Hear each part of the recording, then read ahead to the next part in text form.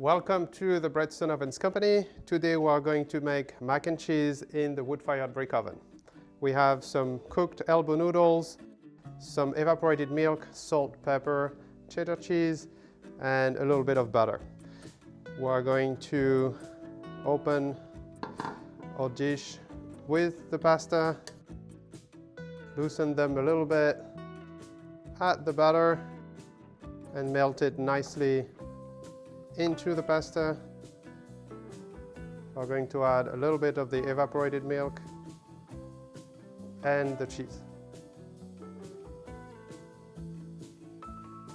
We'll add a touch of salt and fresh ground pepper.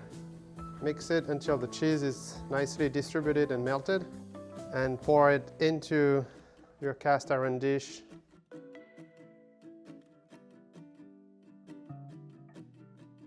Top with a little bit of tomatoes cut in half, a little bit of chive, and directly in the oven.